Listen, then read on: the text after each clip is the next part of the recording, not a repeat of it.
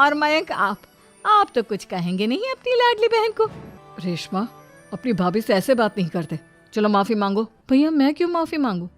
आप भाभी से बोलिए ना कि हम पर कम हुक्म चलाया करे। हम इस घर की बेटियां हैं और आपकी पत्नी की ननद है, नौकरानी नहीं। लो कर लो बात, इनकी भलाई के लिए कुछ भी बोलो तो इन्हें बुरा लग जाता है। इस घर में यही इज्जत है मेरी। देख लो माँ जी, आपकी बेटी किस लहजे में मुझसे बात कर रही है। सविता वहाँ से चली जाती है। मयंक को बहुत गुस्सा आता है, वो भी वहाँ से चला जाता है। फिर करिश्मा रेशमा को समझाती है, रेशमा तुम्हें भाभी से माफी मांग लेनी चाहिए थी ना। लेकिन दीदी मैंने कुछ किया ही नहीं, तो मैं माफी क्यों मांगू? हाँ करिश्मा दीदी, रेशमा दीदी जैसे ही घर में आई भाभी ही उन पर चिल्ला रही थी। हाँ मैं मानती हूँ कि गलती भाभी की थी। मैं तो इसलिए बोल रही हूँ कि भाभी ने माँ को तो पूरी तरह अपने वश में कर लिया है। वो हमारी बात सुनती ही नहीं। मयंक भैया हमारे लिए हमेशा खड़े रहते हैं, इसलिए उनकी बात का मान तो तुम्हें रखना चाहिए था ना। कोई फायदा नहीं दीदी, कुछ दिनों की बात और है, भाभी उन्हें भी हमारे खिलाफ भड़का देंगी। फिर वो भी माँ की तरह हमारी किसी बात का विश्वास नहीं करेंगे। इसी तरह सविता अपनी तीनों ननदों को किसी न किसी बात पर परेशान करती रहती थी। एक दिन मयंक अपनी तीनों बहनों के लिए गिफ्ट लाया। क्या रेशमा, ये तुम्हारे लिए हार का सेट, रेशमा तुम्हारे लिए सुंदर सी ड्रेस, और मनीषा तुम्हें किताबें पसंद है ना, तुम्हारे लिए किताबें लाया हूँ। थैंक यू भैया। थैंक यू भैया। थैंक यू भैया। करिश्मा, तुम्हारा नेकलेस कितना सुंदर है, ये भैया कहाँ से ले आए होंगे? मैंने भैया को 3 दिन पहले फोन पर ये डिजाइन दिखाया था और आज भैया ये ले आए। सविता तो अपनी ननदों के गिफ्ट्स देखकर जल गई और करिश्मा का नेकलेस तो उसे भी बहुत पसंद आया था। अपनी बहनों के लिए कितना अच्छा नेकलेस लेकर आए हैं, मुझे कभी कोई गिफ्ट नहीं दिया। मैं आज ही ये हार चुरा लूंगी। रात में सविता करिश्मा का हार चुरा लेती है और इसी तरह उसे अपनी ननदों की जो भी चीज़ अच्छी लगती वो उसे मांगती नहीं, बल्कि रात के अंधेरे में चुरा लेती। इसी तरह दिन बीतते गए और सविता ने मयंक के दिल में भी उसकी बहनों के लिए नफरत पैदा कर दी। एक दिन मयंक ने करिश्मा और रेशमा के लिए रिश्ता देखा और ये बात उसने घर में सबको बताई। माँ, करिश्मा और रेशमा के लिए बहुत अच्छा रिश्ता आया है, वो लोग कल इन्हें देखने आ रहे हैं, आप और सविता मिलकर सारी तैयारी कर लेना।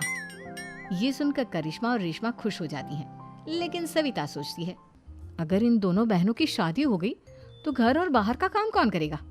मनीषा तो 1 नंबर की कामचोर है, उससे तो किसी बात की उम्मीद लगाना ही बेकार है। मुझे इस शादी को रोकना होगा। अगले दिन सभी लड़के वालों के स्वागत की तैयारी करने में लगे होते हैं। तभी मयंक अपनी बहनों से आकर कहता है, तैयार हो गई तुम दोनों? देखो दोनों लड़के बहुत अच्छे हैं, मैं कोई कसर नहीं छोड़ना चाहता, इसलिए तुम उनके सामने अच्छे से बिहेव करना और अपनी भाभी से लड़ने मत लग जाना। करिश्मा, तुम वो नेकलेस पहन लो ना जो मैं तुम्हारे लिए लाया था। भैया मैं बहुत देर से वो नेकलेस ढूंढ रही हूँ, लेकिन मुझे मिल ही नहीं रहा। क्या, तुमने नेकलेस खो दिया? तुम्हें पता भी है वो कितना महंगा था, तुम कोई काम ढंग से नहीं कर सकती। मयंक गुस्से में वहां से चला जाता है। थोड़ी देर बाद लड़के वाले भी आ जाते हैं। वो दोनों बहनों को पसंद कर लेते हैं और रिश्ता पक्का हो जाता है। लेकिन सविता के दिमाग में तो कुछ और ही खिचड़ी पक रही थी। वो पंडित जी के पास करिश्मा की कुंडली लेकर जाती है और उन्हें पैसे देकर करिश्मा की कुंडली बदलवा देती है। जब लड़के वालों के पास करिश्मा की कुंडली जाती है तो वो दुर्गा को फोन करते हैं। बहन जी, हमने करिश्मा की कुंडली अपने पंडित जी को दिखाई थी। आपकी बेटी की कुंडली नहीं बल्कि दोषों का पिटारा है। देखिए, मैं और मेरे पति इन सब बातों में बहुत विश्वास करते हैं, इसलिए हम आपकी बेटी से अपने बेटे की शादी नहीं करा सकते। इस तरह करिश्मा का रिश्ता टूट जाता है और सभी घर वालों को बहुत दुख होता है। अब कविता सोचती है, चलो करिश्मा का तो रिश्ता टूट गया, अब रेशमा का भी रिश्ता तोड़ना है।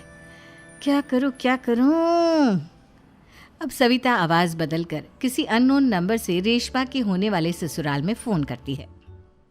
हेलो, मैं कौन हूँ कौन नहीं ये आपके लिए जानना ज़रूरी नहीं, बस इतना सुन लो कि रेशमा का 2 साल से किसी के साथ अफेयर चल रहा है। बस रेशमा का रिश्ता तोड़वाने के लिए सविता का इतना कहना काफी था।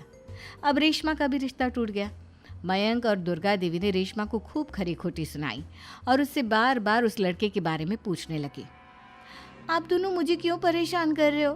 अरे कोई लड़का होगा मेरी लाइफ में तो मैं बताऊंगी ना, जब कोई है ही नहीं तो कहाँ से लाऊं मैं कोई लड़का?